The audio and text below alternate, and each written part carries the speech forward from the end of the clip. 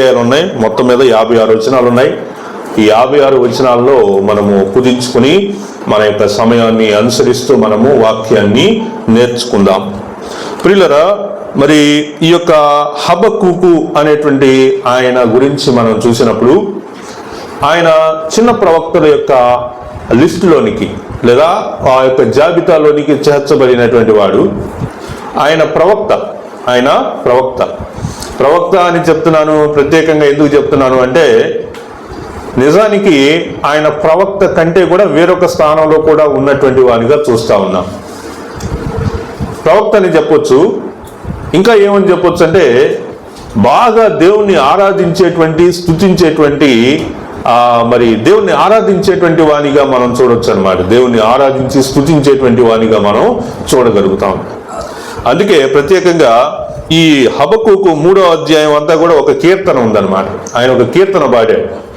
కాబట్టి లేవీయుడు అయినటువంటి వానిలో, దేవాలయంలో పనిచేసేటువంటి వానిగా, ఆ తర్వాత దేవుని యొక్క ప్రవక్తగా మరి ఉన్నటువంటి వానిగా మనం ప్రత్యేకంగా హబక్కూకుని గురించి చెప్తాం. హబక్కూకు కేవలం మిగిలినటువంటి ప్రవక్తల లాగా కేవలం దేవుని యొక్క మాటను వచించినటువంటి వాడే కాదు, కానీ ఇంకా వేరే వేరే విషయాల్లో కూడా మరి ఉన్నటువంటి వానిగా మనం చూస్తామన్నమాట. మరి హబక్కూకు అంటే అర్థం ఏంటంటే కౌగిలించుకునివాడు అనేటువంటి అర్థం వస్తుంది అనమాట. కౌగిలించుకునేటువంటి వాడు. కౌగిలించుకునేటువంటి వాడు అంటే ఎవరినన్నా చూసినప్పుడు వాళ్ళని ఏం చేస్తాడంటే, కేవలం మనం ఏం చేస్తామంటే ఎవరినన్నా చూస్తే వందనాలమ్మా, వందనాలయ్యా అని చెప్తాం, praise lord brother, praise lord sister అంటాం. కానీ అతను ఏం చేస్తాడంటే కౌగిలించుకుంటాడు అనమాట. నిజంగా కౌగిలించుకుంటాడో లేదో తెలియదు, కానీ ఆయన యొక్క మాటకు అర్థం అనమాట. మిత్ర అంటే అర్థం ఏంటి? మిత్ర అంటే అర్థం ఏంటి తెలుసా మీకు? మిత్ర అంటే స్నేహితుడు, స్నేహం చేసేటువంటి వాడు, మిత్రుడు అనేటువంటి అర్థం వస్తుంది. కాబట్టి మిత్రుడు అంటే క్లోజ్ ఫ్రెండ్ అని, మనస్సుని కలిసినటువంటి వాడు, ఇంకేదో రకరకాల మీనింగ్లు వస్తూ ఉంటాయి. నిజానికి వ్యక్తిత్వాన్ని బట్టి చూస్తే అందరితో కలిసినట్టుగా ఉండడు, ఒక్కడే ఉన్నట్టుంటాడు అనేటువంటి అర్థాలు కూడా వస్తూ ఉంటాయి. కాబట్టి ప్రియులరా, హబక్కూకు అంటే అర్థం ఏంటంటే కౌగిలించుకునివాడు అనేటువంటి అర్థం మనకి కనిపిస్తూ ఉంది. ఆ తర్వాత కొన్ని ఆయన యొక్క పేర్లు గురించినటువంటి అర్థాలు బైబిల్లో లేవు కదా, బైబిల్లో ఏ వచనంలో లేవు కదా, ఎట చెప్తావు నువ్వు అంటే మూల భాషలోనికి వెళ్ళినప్పుడు మనం దాని యొక్క అర్థాన్ని కనుక్కుంటాం అనమాట. మూల భాష ఏంటి అంటే హెబ్రీ భాషలో రాయబడినటువంటి వాక్య భాగాలు గనక హెబ్రీ భాషలో మరి మనము హబక్కూకు అంటే కౌగిలించుకునిన వాడు అనేటువంటి అర్థం అక్కడ ఉంది కాబట్టి ఆ అర్థాన్ని మనం ఇక్కడ చెప్పగలుగుతామే, కానీ మరి మనం చదివే బైబిల్లో అర్థం లేదు కదా అంటే దానికి మనం ఏమీ చెప్పలేము. ఒకటే చెప్పగలుగుతాం, ఏంటంటే ఈ బైబిల్ ఏ భాష నుంచి తర్జుమా చేయబడింది చెప్పండి?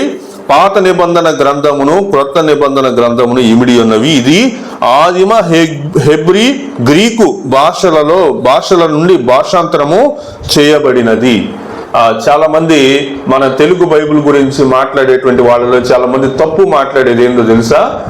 ఈ బైబిల్ ఇంగ్లీష్ బైబిల్ నుంచి తెలుగు బైబిల్లోకి ట్రాన్స్లేట్ చేశారని అంటారు. కాదు, తెలుగు బైబిల్ ఇంగ్లీష్ బైబిల్ని ఆధారం చేసుకుని ట్రాన్స్లేట్ చేయలా, అంటే అనువదించలా. దేన్ని బట్టి అనువదించారు అంటే హెబ్రీ గ్రీకు భాషల్లో నుంచి అనువదించారు. కాబట్టి మనం తెలుగులో అంటే ఇప్పుడు హబక్కూకు అనగాని హబక్కూకు అనేటువంటి దాని యొక్క అర్థం ఏంటి అని అంటే మనం ఇంగ్లీష్ బైబిల్లో చూస్తే మీనింగ్ వేరేలాగా ఉంటుంది. ఇంగ్లీష్ బైబిల్లో కాదు మనం చూడాల్సింది, హీబ్రూ బైబిల్లో చూడాలి. హీబ్రూ బైబిల్ కానీ మనకి ఒక బైబిల్ అయితే ఉంది. ఏ బైబిల్ అంటే హీబ్రూ, ఇంగ్లీషు, తర్వాత తెలుగు, ఈ బైబిల్ ఒకటి ఉందన్నమాట ఆన్లైన్లో.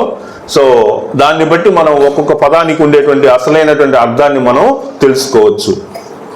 సరే, ఈ యొక్క హబక్కూకు ఏ కాలం నాటి వాడు అంటే క్రీస్తు పూర్వం 679 సంవత్సరాలు, 679, 648 ఆ సంవత్సరాల మధ్యలో మరి తాను జీవించినటువంటి వానిగా మరి ప్రవచనాన్ని ఎత్తి చెప్పినటువంటి వానిగా మనము చూస్తామన్నమాట. ఇంకా మనం చెప్పాలంటే యెహోయాకీము రోజుల్లో బబులోను రాజు అయినటువంటి నెబుకద్నెజరు యెరూషలేము మీదకి వచ్చాడనమాట. అప్పుడు 3 ఏళ్ళు యెహోయాకీము ఏం చేశాడంటే అతనికి లొంగిపోయాడు అనమాట. ఎవరికి? నెబుకద్నెజరుకి లొంగిపోయాడు. ఆ తర్వాత ఆ నెబుకద్నెజరు మీద తిరుగుబాటు చేశాడు అనమాట. ఆ కాలంలో ఈ యొక్క హబక్కూకు అనేటువంటి ఆయన మరి తను చెప్పినటువంటి మాటలు, దేవుడు తనతో చెప్పినటువంటి మాటలు, మరి తను ప్రవచనం ఎత్తి మాట్లాడినటువంటి మాటలు మనము చూస్తూ ఉన్నాం. ఒకవేళ మీకు ఆ కాలం గురించి కావాలి అంటే 2వ రాజుల గ్రంథం 24వ అధ్యాయము 1-2 వచనాల్లో మనము ఆ మాటలని చూడగలుగుతాం. ఈ హబక్కూకు గ్రంథంలో మొత్తం 3 అధ్యాయాలు కనిపిస్తాయి. తర్వాత ఈ 3 అధ్యాయాలు టోటల్ గా కలిపితే 56 వచనాలు మనకు అక్కడ కనిపిస్తాయి అన్నమాట. మరి మిగిలినటువంటి ఆ ప్రవక్తలకి, తర్వాత హబక్కూకు అనేటువంటి ప్రవక్తకి ఒక ప్రత్యేకమైనటువంటి వ్యత్యాసం ఉన్నది అని మనం గ్రహించగలుగుతాం. ఎందుకంటే మిగిలినటువంటి ప్రవక్తలు ఎవరు చెప్పనటువంటి ఒక మాటని ఈ యొక్క హబక్కూకు చెప్పాడు. ఏంటంటే హబక్కూకు గ్రంథం 2వ అధ్యాయం 4వ వచనంలో అన్నాడు, నీతిమంతుడు విశ్వాసమూలముగా బ్రతుకును అనేటువంటి మాట అన్నాడు. అంటే మిగిలినటువంటి ప్రవక్తలందరూ కూడా దేవుడు చెప్పినటువంటి మాటలు ప్రవచిస్తూ, ఆయనకు మొరపెడుతూ, వాళ్ళ యొక్క అవసరతలు, దేశాన్ని గురించి ఏ విషయాల గురించి వాళ్ళు వేడుకోవాల్సినటువంటి వారిగా ఉన్నారో ఆ విషయాలను వేడుకుంటూ మాత్రమే ఉన్నారు. కానీ ఈ ప్రవక్త నీతిమంతుడు విశ్వాసమూలముగా బ్రతుకును అనేటువంటి మాట చెబుతూ ఆయన విశ్వాసముతోటి జీవించాడు, విశ్వాసము కలిగినటువంటి వాడు అని చెప్పడానికి మనకి ఆధారాలు ఈ యొక్క వచనం ద్వారా తెలుస్తా ఉన్నాయి. మిగిలినటువంటి వారు దేవుని మీద ఆధారపడలేదంటారా అంటే కాదు, నా యొక్క అర్థం అది కాదు. కానీ ఈయన ప్రత్యేకించి ఆ మాటను చెప్పినటువంటి వానిగా మనం చూస్తూ ఉన్నాం. తన యొక్క గ్రంథంలో నీతిమంతుడైనటువంటి వాడైతే ఎలా జీవిస్తాడు, విశ్వాస మూలంగా జీవిస్తాడు అనేటువంటి మాట చెప్పినటువంటి వానిగా మనం చూస్తూ ఉన్నాం. ప్రియులరా, మరి ఆ విధంగా మనం చూస్తూ ఉన్నప్పుడు ఈ యొక్క హబక్కూకు గ్రంథంలో మనకి మూల వాక్యాలు ఆ 2 మాటలు మనకు కనిపిస్తాయి. ఒకటి, నీతిమంతుడు విశ్వాస మూలంగా జీవిస్తాడని. రెండోది వచ్చేటప్పటికి చివరి వచనాలు 3వ అధ్యాయము 17, 18, 19 వచనాల్లో అంజురపు చెట్లు పూయకుండినను, ద్రాక్ష చెట్లు ఫలింపకపోయినను, ఒలివ చెట్లు కాపు లేకుండా ఉండినను, చేనులోని పైరు పంటకు రాకపోయినను, గొర్రెల దొడ్డిలో లేకపోయినను, శాలలో పశువులు లేకపోయినను, నేను యెహోవా యందు ఆనందిస్తాను అని చెప్తున్నాడు. అంటే పరిస్థితులు ఎలా మారిపోయినా, పరిస్థితులు ఎంత తీవ్రంగా, ఎంత కష్టతరంగా మారినా కానీ నేను నా దేవుని మీదే నా యొక్క విశ్వాసం ఉంచుతాను అని చెబుతూ తన యొక్క విశ్వాసాన్ని రుజువుపరుచుకుంటూ ఏమంటున్నాడంటే నీతిమంతుడు విశ్వాసం మూలంగా బ్రతుకును అనేటువంటి మాటను హైలైట్ చేస్తున్నాడు అనమాట. కాబట్టి ప్రియులరా, మన యొక్క విశ్వాస జీవితానికి మరి అంటే ఒక క్రైస్తవుడైనటువంటి వాడు విశ్వాసము అనేటువంటి విషయంతో కనుక జీవిస్తూ ఉన్నట్లయితే ఈ హబక్కూకు గ్రంథం వానికి ఎంతో మేలుకరంగాను, మరి యొక్క హబక్కూకు గ్రంథం చదివినటువంటి వారికి మరి దేవుని మీద ఆధారపడటం అనేటువంటి విషయాల్లో మనకు ఒక మంచి మెలకువ, లేకపోతే ఒక మంచి మరి పట్టు అనేటువంటిది మనకి దొరుకుతుంది అన్నమాట. తర్వాత ఈ యొక్క ముఖ్యమైనటువంటి అధ్యాయం ఏంటి అంటే 3వ అధ్యాయమే. మొదటి అధ్యాయంలో ఏం చెప్పాడంటే దేవుడు తనకిచ్చినటువంటి వాక్కుని, తర్వాత ఆయన ఎవరు అనేటువంటి విషయాలు చెప్పాడు.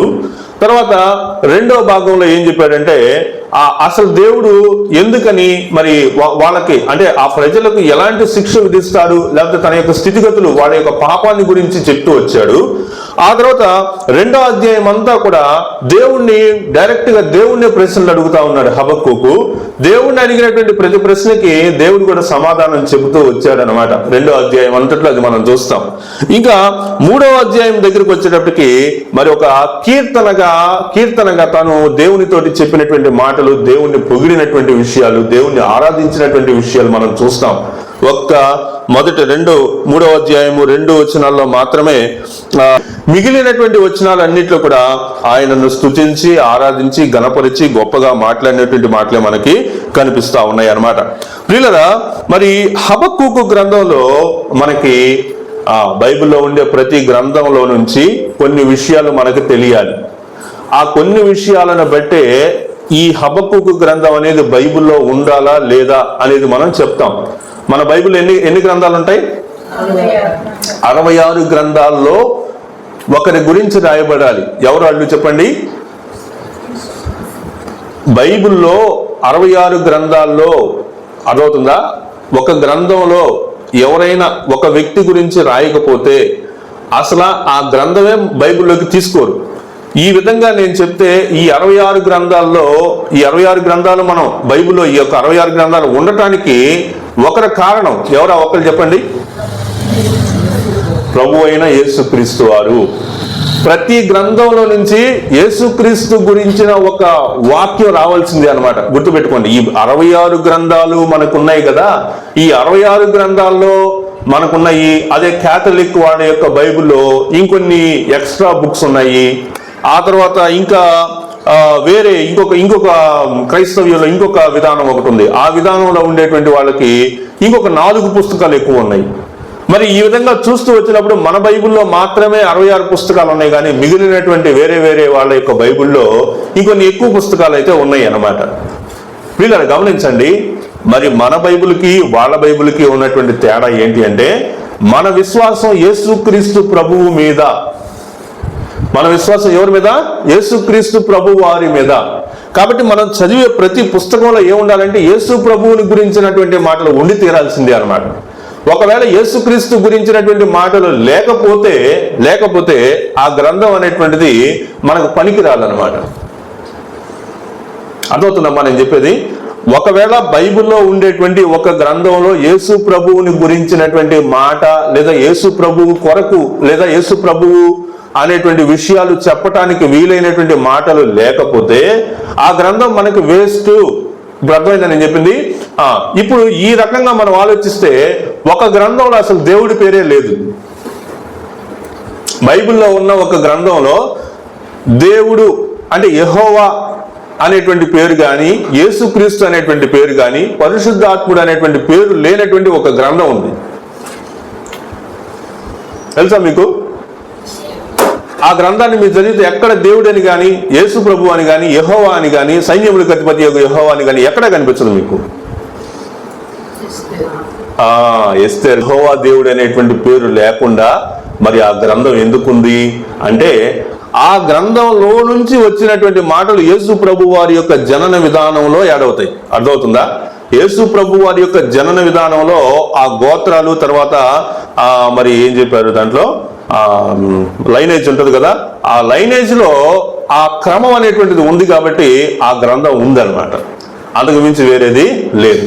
కాబట్టి ప్రియులరా, దేవుని యొక్క వాక్యాన్ని మనం శ్రద్ధగా ఆలోచించి చూస్తూ ఉంటే ప్రతి అధ్యాయంలో నుంచి ఎవరు కనిపించాలి అంటే, ప్రతి పుస్తకంలో నుంచి ఎవరు కనిపించాలంటే ప్రభు అయినటువంటి యేసుక్రీస్తుని గురించినటువంటి మాటలు కనిపించాలి.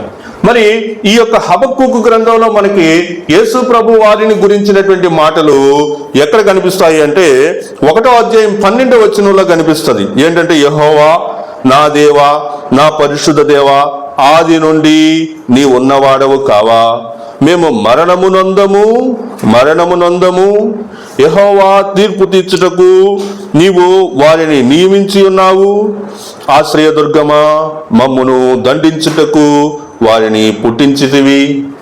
ఈ యొక్క మాటల్లో మనకి క్రీస్తు ప్రభు వారు కనిపిస్తారన్నమాట. ఇంకా 13వ వచనంలో కూడా నీ కనుదృష్టి దుష్టత్వము చూడలేనంత నిష్కలంకమైనది కదా. ఆయన యొక్క కనుదృష్టిలో యెషయా గ్రంథం 53వ అధ్యాయంలో మనకి ఇది కనెక్ట్ అవుతుంది అనమాట. ఏంటది? ఆయన యందు ఎలాంటి ఆయన స్వరూపమైనను సొగసైనను లేదు, ఆయన యందు ఎలాంటి తప్పిదము, ఆయనలో పాపమేమీ లేదు, ఆయన కంటికి పాపము కనిపించదు, ఆయన కంటిలో పాపం అనేటువంటి దాన్ని ఆయన ఉంచడు అనేటువంటి మాటలు మనకి ఇక్కడ కనిపిస్తా ఉన్నాయి. ఇంకా కపటులను నీవు చూచియు దుర్మార్గులు తమ కంటే ఎక్కువ నీతిపరులుగా నాశనం చేయగా నీవు చూచియు ఎందుకు ఊరకున్నావు? ప్రియులారా, ఈ మాటలో క్రీస్తు ప్రభు వారి యొక్క ఉద్దేశాలను బయలుపరుస్తూ ఉన్నాయి అన్నమాట. ఆ తర్వాత ఇంకా మనం కనుక చూస్తూ ఉంటే ఆయన కనుదృష్టి దుష్టత్వం చూడలేనంత నిష్కలంకమైనది, పవిత్రుడు, నిర్దోషి, నిష్కల్మషుడు, పాపుల చెరక ప్రత్యేకముగా ఉన్నవాడు అనేటువంటి మాటలతోటి పోల్చబడుతూ ఉందన్నమాట ఈ వచనం. అలా ఉన్నటువంటి వారు ఎవరంటే క్రీస్తు ప్రభువే. అలాంటి వచనం బైబిల్లో ఎక్కడుందో తెలుసా? ఆయన నిష్కలంకుడు, తర్వాత పాపుల చేయక ప్రత్యేకంగా ఉన్నవాడు అనేటువంటి మాట ఎక్కడుంది? హెబ్రీయులకు రాసిన పత్రిక 7వ అధ్యాయము 26వ వచనంలో మనం చూడగలుగుతాం అన్నమాట. ఆ తర్వాత 3:13 హబక్కూకు గ్రంథం 3:13 అక్కడ ఏమన్నాడంటే, నీ జనులను రక్షించుటకు నీవు బయలుదేరుచున్నావు, నీవు నియమించిన అభిషిక్తుని రక్షించుటకు బయలుదేరుచున్నావు. దుష్టుల కుటుంబీకుల్లో ప్రధానొకడు ఉండకుండా వారి తలలను మెడలను ఖండించి వారిని నిర్మూలము చేయుచున్నావు. దుష్టుల కుటుంబములలో ప్రధానుడు ఒకడు ఉండకుండా వారి తలలను మెడను ఖండించి వారిని నిర్మూలము చేయుచున్నావు. నీ జనులు 13వ వచనం మళ్ళా చదువుతా ఉన్నాను. నీ జనులను రక్షించుటకు నీవు బయలుదేరుచున్నావు. ఎక్కడుంది ఈ మాట?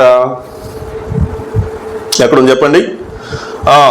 ఇక్కడ నీ జనులను రక్షించుటకు, లేదా తన ప్రజలను వారి పాపముల నుండి ఆయనే రక్షించును గనుక ఆయనకు యేసు రక్షకుడు.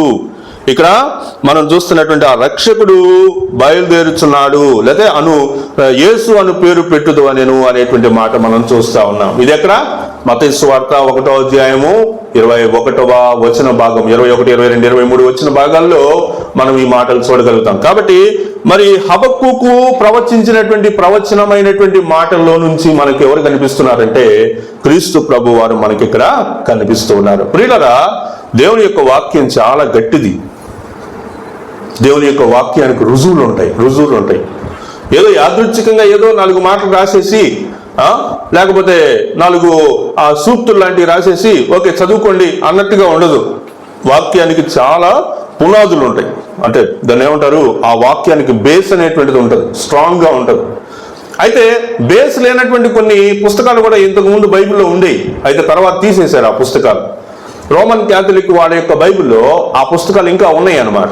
అదేదో అంటారు వాళ్ళు, యాదీత్ అని, గాతీత్ అని, మక్కబీయులని, తర్వాత ఇంకా అలాంటి పేర్లతోటి ఉండేటువంటి పుస్తకాలు కొన్ని ఉన్నాయి అన్నమాట. సొలొమోను ప్రవచన గ్రంథం అని ఏదో ఉంటాయి అన్నమాట. సో ఆ పుస్తకాలని మరి మన బైబిల్లో లేవు, ఆ పుస్తకాలు లేవు. మరి ఎందుకు లేవు అంటే ఆ పుస్తకాల్లో ఎక్కడ యేసు ప్రభువు యొక్క మనసుని గాని, యేసు ప్రభు వారి యొక్క మాటలను గాని, యేసు ప్రభువుని స్పృశింపచేసేటువంటి మాటలు ఏమీ లేవు. దాంట్లో లేవు కాబట్టి ఆ పుస్తకాలు మనకు అనవసరం, ఆ పుస్తకాలు మనకి అనవసరం. ఇంకొక పుస్తకం కూడా తీసేశారు. అదేంటంటే ద బుక్ ఆఫ్ ఈనక్. ఈనక్ అంటే హనోకు గ్రంథం అని ఒకటి ఉండేది. అది లేదు, మనం చదివేటువంటి బైబిల్లో అది లేదన్నమాట. మరి హనోకు గ్రంథంలో ఏముంటాయి? దేవుడు అతను కొనిపోగా అతను లేకపోయినానుందే. హనోకు దేవునితో నడుస్తూ ఉన్నప్పుడు ఆయన చూసినటువంటి విషయాలు, ఆయన ఏ విషయాలనైతే చూశాడో వాటన్నిటినీ ఒక గ్రంథం చేశారన్నమాట. అయితే అవి మన బైబిల్లో లేవు. అర్థమైందా?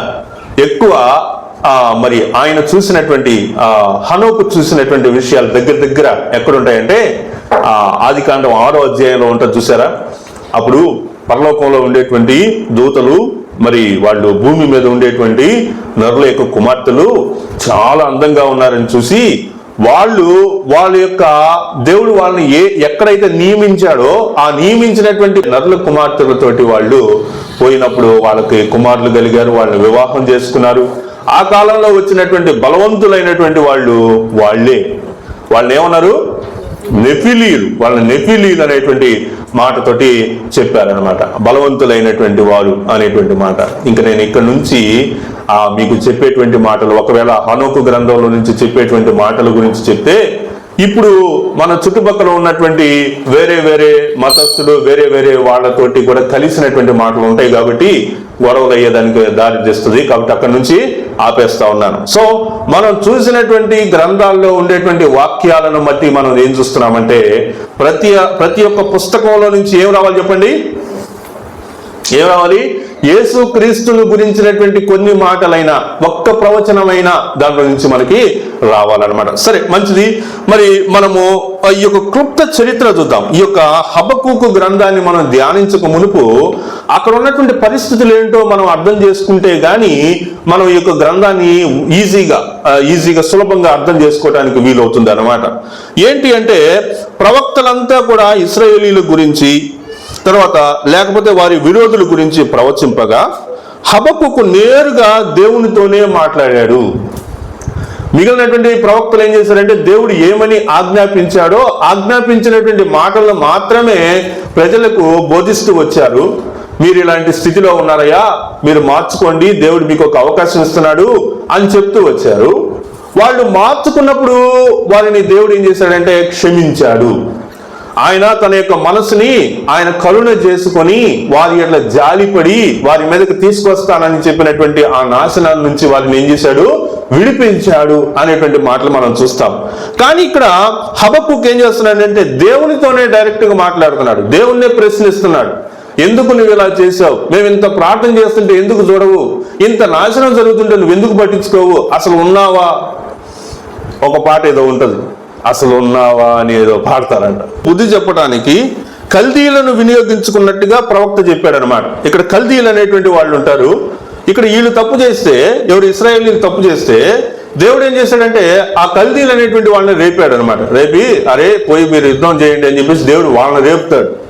రేపటం అంటే డైరెక్ట్ గా దేవుడు వాళ్ళతో చెప్పడు, వాళ్ళకి అలాంటి ఆలోచన పుట్టిస్తాడు.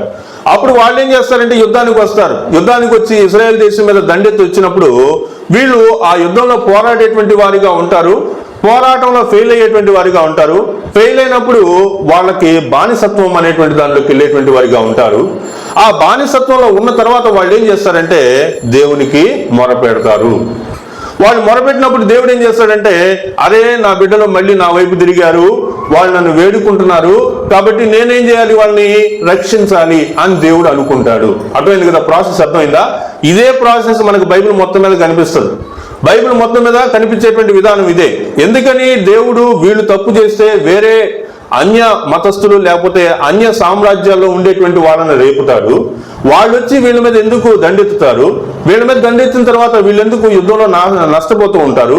వీళ్ళు నష్టపోయిన తర్వాత మళ్ళీ వీళ్ళు దేవుణ్ణి ఎందుకు జ్ఞాపకం తెచ్చుకుంటారు అనేటువంటిది మనం ఆలోచించాలి. ఎందుకంటే సాధారణంగా మనిషికి ఉండేటువంటి ఆలోచన ఇదే, ఇలానే ఉంటది. అందుకే వాక్యంలో సామెతల గ్రంథంలో మనం ఒక మాట కూడా చదువుతాం, ప్రభువా నేను మరీ పేదవాడినై నాకు ఆహారం లేకపోయినప్పుడు నేను దొంగిలుతానేమో, లేకపోతే నువ్వు నన్ను కడుపు నిండా అన్నం పెట్టి బాగా నువ్వు నన్ను తృప్తిగా ఉంచితే అప్పుడు నేనేమంటాను చెప్పండి, యెహోవా ఎవడు అని అంటానేమో. కాబట్టి నాకు నువ్వేమి ఇవ్వాలి చెప్పండి, తగు మాత్రపు ఆహారం, అవసరమైనంత వరకు, అదనమాట. కాబట్టి ఇప్పుడు ప్రజలు ఎప్పుడు ఎదురు తిరుగుతారు దేవునికి? ఎప్పుడు దేవుని మాట వినకుండా పోతారు? ఎప్పుడు ఆయన్ని కాదంటారు? అంటే వీళ్ళకు తృప్తిగా ఉంది, అంతా బాగుంది, మాకంతా బాగుంది, ఇంకా మేము ఎవరి మీద ఆధారపడాల్సిన అవసరం లేదు అనే ఆలోచన వచ్చినప్పుడు అన్నమాట. యెహోషాపాతు అనేటువంటి ఆయన కూడా ఇదే చేశాడు కదా. యెహోషాపాతు ఏం చేశాడు, తనకు కలిగినటువంటి ఆస్తి అంతా కూడా కూర్చుకున్నప్పుడు బాగా అన్ని విషయాల్లో సమృద్ధిగా ఉన్నాను రా బాబు అని అనుకున్నప్పుడు ఇంకా అప్పటి నుంచి దేవుడి మాట వినటం మానేశాడు. మానేసి ఇశ్రాయేలీల యొక్క రాజుగా ఉన్నటువంటి ఆహాబు దగ్గరికి పోయాడు. దేవుడు చెప్పాడా నేను బొమ్మని? చెప్పలేదుగా. ఓ ఇప్పుడు నువ్వు ఆహాబు దగ్గరికి పో అన్నాడా? అనలేదు కదా. అనకముందే ఇతను వచ్చేసాడు. వచ్చేసి చూడు ఆహాబు, నేను నీతోటి వియ్యం అందాలని చెప్పేసి అనుకుంటున్నానని చెప్పేసి చెప్తాడు. కాబట్టి ఇక్కడ ఎప్పుడైతే దేవుడు దీవించి, దేవుడు ఆశీర్వదించి, దేవుడు గొప్పగా దీవించిన తర్వాత మనిషి చేసేటువంటి పని ఇదే అన్నమాట. మనిషి ఏం చేస్తాడు? ఇదే చేస్తాడు. ఇంకా దేవుడిని మర్చిపోతాడు. ఆ దేవుడితోటి ఏముందిలే, ఇంకేముంది, అంతా బాగానే సెట్ అయింది కదా అని అనుకుంటా ఉంటాడు. అయితే ఎప్పుడైతే దేవుడు ఇలాంటి తిరుగుబాటు అనేటువంటి చేస్తాడో, ఎప్పుడైతే వేరే దేశం లేకపోతే వేరే రాజ్యంలో ఉండేటువంటి వాళ్ళని రేపుతాడో, వాళ్ళు ఎప్పుడైతే వచ్చి ఈ దేశం మీద దండెత్తుతారో అప్పుడు కూడా దేవుడి దగ్గరికి రారు. ఎప్పుడు వస్తారు? వాళ్ళు హింసిస్తూ ఉంటే, వీళ్ళు ఆకలికి ఆ రోగాలకి రొప్పులకు బాధపడుతూ ఉంటే అప్పుడు వాళ్ళంతటా వాళ్ళే ఏం చేయాలి చెప్పండి? దేవుణ్ణి జ్ఞాపకం తెచ్చుకోవాలి. వాళ్ళు ఏం చేయాలి చెప్పండి?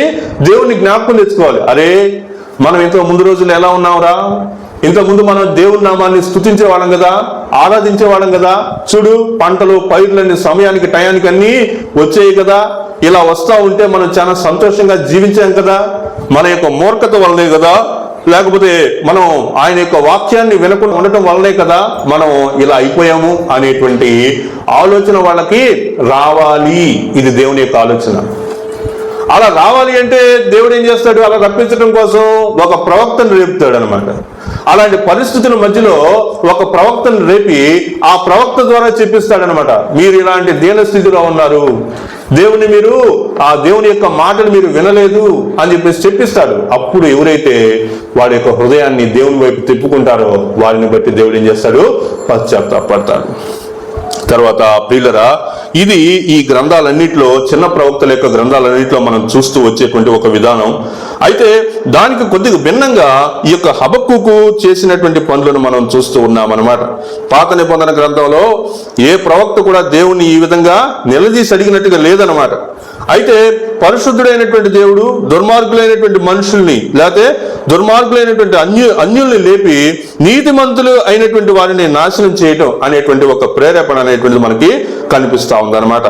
అయితే ఈ విషయంలో కూడా హబక్కూకు అడిగినటువంటి ప్రశ్న, లేకపోతే హబక్కూకు రైజ్ చేసినటువంటి పాయింట్ ఏంటంటే, నీతిమంతుడు అయితే నువ్వు ఎన్ని కష్టాల్లో ఉన్నా, ఎన్ని బాధల్లో ఉన్నా, ఎన్ని ఇరుకులు, ఎంత అస్వస్థతకు గురైనటువంటి పరిస్థితిలో ఉన్నా, నువ్వు నీతిమంతుడు అయితే దేని ద్వారా రక్షింపబడతావు? విశ్వాసము వలన, విశ్వాసం వలన రక్షింపబడతావు. నీ యొక్క విశ్వాసం, ఇది గుర్తుపెట్టుకోవాలి మనం. విశ్వాసం, నీవు దేవుని యందు ఉంచినటువంటి విశ్వాసమే నిన్నేం చేస్తుంది? రక్షిస్తుంది. అమ్మా, నీ విశ్వాసం నిన్ను స్వస్థపరిచాను. ఒక గుడ్డివాడు వచ్చి ప్రభు నన్ను స్వస్థపరచమన్నాడు. అప్పుడు ప్రభు అన్నాడు, నీ విశ్వాసాన్ని బట్టి నీకు అవుతుంది అని చెప్పాడు. నువ్వు విశ్వసించిన కొలది అని చెప్పేసి చెప్తాడు. కాబట్టి విశ్వాసం అనేటువంటిది చాలా ముఖ్యమైనటువంటిది అని మనం అర్థం చేసుకోవాలి. దేవుని మీద మనం ఉంచేటువంటి విశ్వాసం, నీ విశ్వాసం, నా విశ్వాసం. నువ్వు విశ్వాసివి అన్నప్పుడు దేవుని మీద నీకున్నటువంటి విశ్వాసం ఎలాంటిది? నీ విశ్వాసం పరీక్షింపబడాలి. నీ విశ్వాసం ఎప్పుడు కూడా ఏమవ్వాలి? పరీక్షింపబడాలి. పరీక్షింపబడనటువంటి విశ్వాసం వృధానే, దానివల్ల ఉపయోగం ఏమి ఉండదు. కాబట్టి నీవు విశ్వాసి అయితే ఆ విశ్వాసం ఏమవ్వాలి చెప్పండి? తప్పకుండా పరీక్షింపబడాలి అనేది వాక్యంలో మనం చూస్తా ఉన్నాం అన్నమాట. కాబట్టి అలాంటి పరిస్థితుల మధ్యలో మరి ఈ యొక్క హబక్కూకు ప్రవచించినటువంటి వానిగా మనము చూస్తూ ఉన్నాం. ఇంకా మనం ఈ యొక్క హబక్కూకు గురించినటువంటి విషయాలు ఇంకొన్ని మనం చూడాలి అనుకుంటే, మరి గుర్తించాల్సినటువంటి ప్రాముఖ్యమైనటువంటి విషయాలు ఏంటి? ఈ యొక్క హబక్కూకు గ్రంథంలో మనం గుర్తించాల్సినటువంటి విషయాలు ఏంటంటే, హబక్కూకు దేవుడు ఇచ్చినటువంటి భారాన్ని మనం చూస్తాము. తర్వాత యోధా జనాంగాన్ని గురించినటువంటి విషయాలు మనం చూస్తాం. ఇశ్రాయేల్ ప్రజలు అన్నాను చూసారా? ఇశ్రాయేల్ ప్రజలు అంటే నా మనసులో ఉంది యోధా జనాంగము, ఇశ్రాయేల్ జనాంగం. వారిలో హబక్కూకు యోధా జనాంగము అనేటువంటి వారి మధ్యలో ఉన్నటువంటి వానిగా మనం చూస్తూ ఉన్నాం. ఆ తర్వాత ఆయన ఏం చేశాడంటే, వాళ్ళు చేసినటువంటి 7 పాపాల గురించి చెప్పాడు అనమాట. వాళ్ళు ఎన్ని పాపాలు చేశారు? 7 పాపాలు చేశారు. మనం అధ్యాయం చదువుతా ఉంటే ఆ 7 పాపాలను గురించి మనం నేర్చుకోవచ్చు. ఆ తర్వాత ఏమేమి ప్రవచనాలు మరి చెప్పాడో ఆ ప్రవచనాలు మనం చూస్తాము. ఆ తర్వాత బబులోను చెర గురించినటువంటి విషయాలు మనం చదువుతాము. దేవుని గురించినటువంటి సాక్ష్యాలు కూడా, దేవుడు ఇచ్చినటువంటి సాక్ష్యాన్ని గురించి చూస్తాము. హబక్కూకు చేసినటువంటి ప్రార్థనకు దేవుడు ఇచ్చినటువంటి జవాబుల గురించి చూస్తాము. ఆ తర్వాత వాళ్ళకి 5 రకాలైనటువంటి శ్రమలు అనేటువంటివి కలుగుతాయని చెప్పాడు. 5 శ్రమలు, 5 రకాలైనటువంటి శ్రమలు, ఏ పాపం చేస్తే ఏ శ్రమ కలుగుతుంది అనేటువంటిది చెప్పాడు. ఆ తర్వాత ఇంకా చివరిలో హబక్కూకు దేవుని నామాన్ని స్తుతించినటువంటి ఒక కీర్తన మనము చూస్తామన్నమాట. దీంట్లో ఈ యొక్క అధ్యాయాన్ని మనం విభాగిస్తే 3 విధాలుగా మనం విభాగించవచ్చు. ఈ యొక్క హబక్కూకు గ్రంథాన్ని 3 విధాలే జస్ట్. అది మొదటిది ఏంటంటే, వాళ్ళ యొక్క విశ్వాసం సంస్కరించుకోవాలి. అంటే వాళ్ళ యొక్క విశ్వాసం, దేవునిపై ఉంచినటువంటి విశ్వాసం, లేకపోతే ఇంకా మనం కరెక్ట్ గా చెప్పాలంటే, వాళ్ళు ఏ విషయంలో విశ్వాసాన్ని తప్పారో ఆ విశ్వాసాన్ని మరలా పొందుకోవాలి అని చెప్తాడు. తర్వాత రెండోది, నేడు ప్రకటింపబడుతున్నటువంటి సువార్త అన్నమాట. అంటే ఆనాడు వాళ్ళకు ప్రకటించినటువంటి సువార్త, ఈనాడు మనం ప్రకటించేటువంటి సువార్త, ఈ 2 సువార్తలకు మూలమైనటువంటి మాట ఒకటే, ఏంటంటే విశ్వాసం. దేవుని మీద విశ్వాసం ఉంచాలి అని చెప్పాడు అనమాట. ఇంకా 3వ అధ్యాయము 17-18 వచనాల ప్రకారం చివరికి ఏం చెప్పాడంటే, విశ్వాసమే విజయవంతమైనటువంటి విషయం అని చెప్పాడు అనమాట. ఏంటి విజయవంతమైనటువంటి విషయం? పంటలో పండ్లు పండకపోయినా, శాలకు పశువులు రాకపోయినా, ఏం జరగకపోయినా కానీ నేను నా యొక్క విశ్వాసం దేవుని మీద ఉంచుతానని చెప్పాడు. మరి మనం ఈ యొక్క హబక్కూకు గ్రంథంలో ఉన్నటువంటి 5 శ్రమల గురించి మనం చూద్దాం.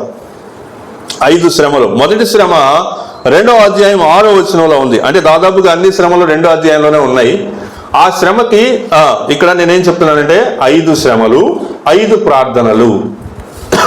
ఒక శ్రమ చెప్పాడు, ఆ శ్రమ ఎందుకు వచ్చింది ప్రభువా అని దేవుని ప్రశ్నించాడు. ఆ శ్రమ ఎందుకు వచ్చిందో దేవుడు సమాధానం చెప్పాడు. ఆ తర్వాత 2వ శ్రమ. ఈ విధంగా 5 శ్రమలు కలిగినాయి. ఈ 5 శ్రమలు కలిగినప్పుడు వాటికి ఏం జరిగిందో, ఆ శ్రమ వలన వాళ్ళు ఏ విషయంలో నష్టపోయారో ఆ విషయాన్ని గురించి దేవుణ్ణి ప్రశ్నించాడు. అప్పుడు దేవుడు ఏం చేశాడంటే దాని గురించి సమాధానాన్ని చెప్పాడు అనమాట. మొదటిది ఏంటంటే దురాశ కలిగినటువంటి వారికి శ్రమ అని 2:6లో చెప్పాడు. ఏంటి చెప్పండి? దురాశ పరులకు శ్రమ అని చెప్పాడు. 2వ అధ్యాయం 6వ వచనంలో చూస్తాం అది. ఆ తర్వాత 2వ అధ్యాయం 9వ వచనంలో అన్యాయపు సంపాదన గలవారికి శ్రమ అన్నాడు. అన్యాయంగా సంపాదించేటువంటి వారు, న్యాయాన్ని తప్పి సంపాదించేటువంటి వారు. మరి మనం ఈ విషయాన్ని కొద్దిగా ఆలోచించవచ్చు. ఎలా అంటే మరి ఏదైనా ఒక వస్తువులు అమ్మేటువంటి వాళ్ళు కావచ్చు, ఆహార పదార్థాలు అమ్మేవాళ్ళు కావచ్చు, డబ్బులు వడ్డీకి ఇచ్చేవాళ్ళు కావచ్చు, ఇంకెవరైనా కానీ ఏదైనా మనం లాభం సంపాదించేటువంటి వాళ్ళని మనం ఆలోచిస్తే అసలు వాల్యూ కంటే వాళ్ళు ఏం చేస్తారంటే కొంత లాభం వేసుకోకుండా డబుల్ త్రిబుల్ వేసుకుంటారనమాట. అలా వేసుకునేటువంటి వాళ్ళు అంటే డబుల్ త్రిబుల్ వేసుకోవడం వల్ల ఏమవుతుంది, మనం ఆ వస్తువు కోసం ఎంత ఇవ్వాలో అంతకంటే 2 3 ఇవ్వాల్సి వస్తాం. అప్పుడు దానివల్ల మనం చాలా నష్టపోతాం. ఇది అన్యాయపు సంపాదన అనేటువంటి దాంతో పోల్చబడింది అనమాట. అన్యాయపు సంపాదన గలవారికి మాత్రమే చెప్పాను, కానీ నిజానికి నా ఉద్దేశం అది కాదు. నా ఉద్దేశం ఏంటంటే నరహత్యలు చేసి భవంతులు నిర్మించుకునేటువంటి వారికి శ్రమ. నువ్వు పెద్ద ఇల్లు కట్టావు, ఆ ఇల్లు కట్టడానికి డబ్బులు ఎక్కడి నుంచి వచ్చినాయి? నువ్వు లోన్ పెట్టలేదు, ఎవరి దగ్గర తీసుకోలేదు, నీ సంపాదన అంతంత మాత్రం. అలాంటి వాడివి నువ్వు ఎట్ట కట్టగలిగావు? ఒక్కసారి 1 కోటి రూపాయలు పెట్టి 2 కోట్లు పెట్టి బిల్డింగ్ ఎలా లేపగలిగావు? లేదా 1 కోటి రూపాయలు పెట్టి ఎలా కట్టగలిగావు? అంటే వాళ్ళు న్యాయంగా డబ్బులు సంపాదిస్తే అది వాళ్ళకి ఏం కాదు, శ్రమ కాదు. కానీ అన్యాయంగా వేరొక వ్యక్తుల్ని నాశనం చేసి వాళ్ళ యొక్క జీవితాలతో ఆడుకొని దాని నుంచి డబ్బులు తీసుకొచ్చి అది నాది అని చెప్పేసి కడితే వాళ్ళకి శ్రమ తప్పదు. తర్వాత 4వ శ్రమ ఏంటంటే వ్యభిచారులకు శ్రమ అని చెప్పాడు. ఇది 2వ అధ్యాయం 15వ వచనంలో చూస్తాం. నరహత్య చేసినటువంటి వారికి శ్రమ అనేది 2:12లో చూస్తా ఉన్నాం. 5వ శ్రమ ఏంటంటే విగ్రహారాధన చేయువారికి శ్రమ. విగ్రహారాధన చేయువారికి శ్రమ. విగ్రహారాధన అంటే ఎవరు? ఆల్రెడీ నీకు దేవుడు తెలుసు, పరిశుద్ధుడైనటువంటి దేవుడు తెలుసు. నీవు ఏ రూపమునైనను దేవుని చేసుకోకూడదని చెప్పబడినటువంటి ఆజ్ఞ తెలిసినటువంటి వాడు చేస్తే, అంటే ఇక్కడ ఉన్నటువంటి వాక్య ప్రకారం ఎవరు చేస్తే? ఇశ్రాయేలీలు, యూదులైనటువంటి వారు అలా చేస్తే, లేదా దేవుని యొక్క వాక్యాన్ని అంగీకరించినటువంటి విశ్వాసులమైనటువంటి మనము చేస్తే వారికి శ్రమ అని చెప్తూ వచ్చాడు. కాబట్టి ప్రియులరా, ఇలాగా ఈ యొక్క హబక్కుకు గ్రంథంలో మనం ఈ విషయాలన్నీ చూస్తూ మనం చివరికి ఏం చూస్తూ ఉన్నాము అంటే విశ్వాసం అనేటువంటి విషయంలో మనం స్థిరపడాలి అనేటువంటి మాట చూస్తూ ఉన్నాం.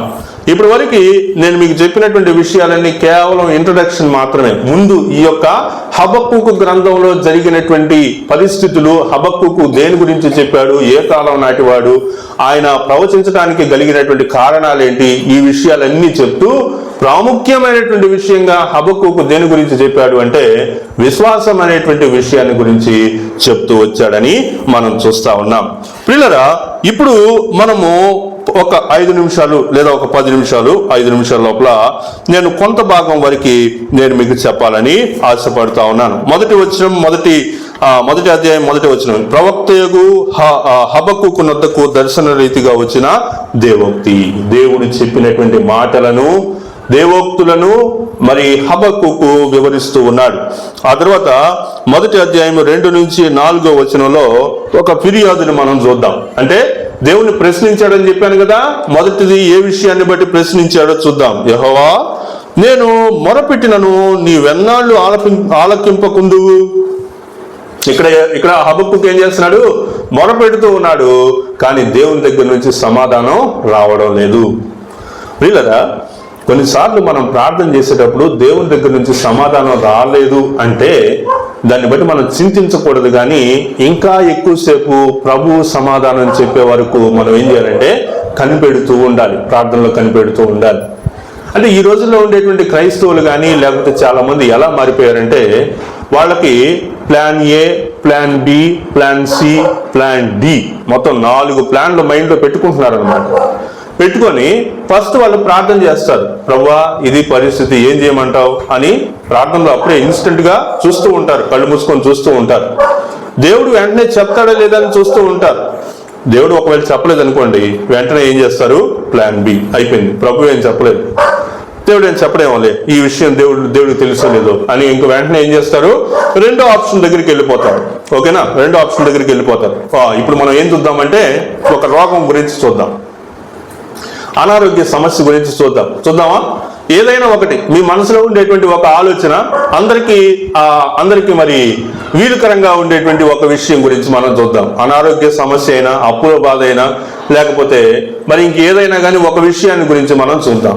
అలా చూస్తున్నప్పుడు మొదట దేవుణ్ణి అడుగుతా ఉన్నారు, మనుషులు అడుగుతున్నారు, దేవుని దగ్గర నుంచి సమాధానం రాకపోతే వెంటనే వాళ్ళు ఏం చేస్తున్నారంటే ప్లాన్ బిలోకి వెళ్ళిపోతున్నారు. ప్లాన్ బి ఏం చెప్పండి, మనం సొంతగా మనం ఆలోచించుకోవడం, ఇది దేవుని గురించి ఆలోచించేము కానీ ఆయన ఏం చెప్పలేదు కాబట్టి ఇంకా మనం సొంతగా మనం ఆలోచించుకుందామని వాళ్ళ సొంతగా నిర్ణయాలు తీసుకుంటాం. ఏంటి సొంత నిర్ణయాలు? ఈ హాస్పిటల్కి పోదాం, ఆ హాస్పిటల్కి పోదాం, ఆయన మంచి డాక్టరు, ఈయన మంచి డాక్టరు, ఆయన అది, ఈయన ఇది, ఇలా చెప్పుకొని మనం ఏం చేస్తామంటే మన సొంత నిర్ణయాలతో అక్కడికి వెళ్ళిపోతాం.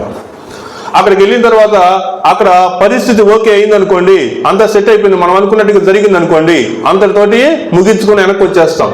ఒకవేళ అక్కడ కూడా అవ్వలేదు అనుకోండి, అప్పుడు మళ్ళీ ఏం చేస్తాము, ప్లాన్ సికి వెళ్ళిపోతాం. ప్లాన్ సిలో ఏముంటుంది? ప్లాన్ సిలో ఏముంటుంది? మంత్రాలు, ఇంకా అన్య సాంప్రదాయాలు, అదేదో వీళ్ళు ఉంటారు, అదేదో మంత్రించినటువంటి తాయితులు కట్టించుకునే వాళ్ళు, వాళ్ళ దగ్గరికి పరిగెత్తారు. దేవుడి దగ్గర అవ్వలేదు, హాస్పిటల్ అవ్వలేదు కాబట్టి ఇంకేం చేస్తాము, ఈ తాయెత్తు కట్టుకుంటామని చెప్పేసి తాయెత్తులు తీసుకోవటం, ఇంటి ముందు పూజలు చేయటం, ఇవన్నీ చేస్తూ ఉంటారు. దానివల్ల కూడా అవ్వలేదు అనుకోండి, ఇంకా లాస్ట్కి ఏం చేస్తారు చెప్పండి? ఇంక లాస్ట్కి ఏం చేస్తారు? Plan D. ప్లాన్ డిలో ఏముంటుందంటే ఇంక ఇది ఎవరిని నమ్మేటువంటి విషయం కాదని నిర్ణయించేసుకొని ఇంకా అక్కడి నుంచి వాళ్ళు ఏం చేస్తారంటే అది వాళ్ళ కర్మ అనే దగ్గరికి వచ్చేస్తారు. ఎక్కడికి వస్తారు చెప్పండి? అది వాళ్ళ కర్మ. ఇంక వాళ్ళ బతుకట్ట అయింది, ఏం చేస్తాం దానికి అని ఇంకా ఏం చేయలేక ఇంకక్కడ దాకా అని అనుకుంటా ఉంటారు. వీళ్ళని గమనించండి, ప్లాన్ ఏనే కరెక్ట్. అయితే ఈ ప్లాన్ ఏలో మనం ఏం చేయాలంటే దేవుని యొక్క సమాధానం కోసం ఎదురు చూస్తూ ఉండాలి. అంతే, దేవుని సమాధానం కోసం ఎదురు చూస్తూ ఉండాలి. నువ్వు దేవుని సమాధానం కోసం ఎదురు చూస్తూ ఉన్నావు అనుకో, దాని అర్థం ఏంటి చెప్పు? దాని అర్థం ఏంటి? విశ్వాసంలో నీవు కొనసాగుతున్నావు అని అర్థం. అంతే, విశ్వాసంలో కొనసాగుతున్నావు. కాబట్టి ఇక్కడ మరి హబక్కూకు అడిగినటువంటి ప్రశ్నల్లో మొదటి ప్రశ్న, యెహోవా నేను మొరపెట్టినను నీవెన్నాళ్ళు ఆలకింపకుందువు, బలాత్కారము జరుగుతున్నదని నేను నీకు మొర్రపెట్టినను నీవు రక్షింపకయున్నావు, నన్నెందుకు దోషము చూడనిచ్చుచున్నావు, బాధ నీవేళ ఊరకయే చూచుచున్నావు, ఎక్కడ చూచినను నాశనములను బలాత్కారమును అగుపడుచున్నవి, జగడములు కలుగుచున్నవి, జగడమును కలహమును రేగుచున్నవి, అందువలన ధర్మశాస్త్రము నిరర్ధకమాయను. ధర్మశాస్త్రం ఎవరు పాటించట్లా, దేవుని యొక్క కట్టడలు లేఖన భాగాలు ఎవరు వినట్లా, అందరూ వాళ్ళ సొంత దారిని ఎత్తుకున్నారనమాట. ఎందుకని దేశంలో బలాత్కారం జరుగుతుంది, ఇన్ని జరుగుతున్నాయి. ఇవన్నీ బలాత్కారం ఎప్పుడు జరిగింది? దేవుని యొక్క మాట వినకపోతే బలాత్కారమే జరిగింది. సొంత ఇష్టాలు, సొంత విషయాలు, సొంత దేవుళ్ళు, సొంత నమ్మకాలు, సొంత విషయాలు ఇవన్నీ జరుగుతున్నాయి అన్నమాట. వీటన్నిటిని బట్టి ప్రవక్త ప్రార్థన చేస్తా ఉన్నాడు.